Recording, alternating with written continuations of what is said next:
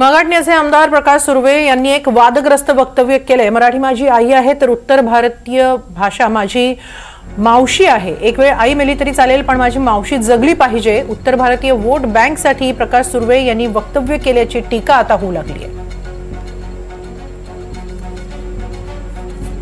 काही महिन्यांपूर्वीच प्रताप सरनाईक यांनी देखील असंच वक्तव्य केलं होतं आणि आता प्रकाश सुर्वे यांचंही असंच वक्तव्य आलेलं आहे। माझी आई मराठी आहे मात्र उत्तर भारतीय भाषा ही माझी मावशी आहे असं त्यांनी म्हटलंय। इतकंच नाही तर एक वेळ आई मेली तरी चालेल मात्र मावशी जगली पाहिजे असंही पुढे सुर्वे म्हणाले। त्यामुळे आता त्यांच्यावर जोरदार टीका होऊ लागली आहे।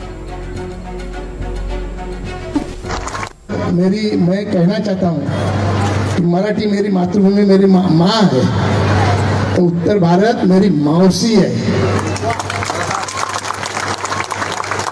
और एक बार माँ मर गई तो चलेगा लेकिन मौसी मरना नहीं चाहिए कि मौसी ज्यादा प्यार करती है। तो माँ से ज्यादा प्यार आपने मुझे दिया है तो यही प्यार मेरे साथियों के लिए भी बरकरार रखो, यही मैं कहूंगा और मेरे दो शब्द खत्म करूंगा। जय हिंद, जय महाराष्ट्र।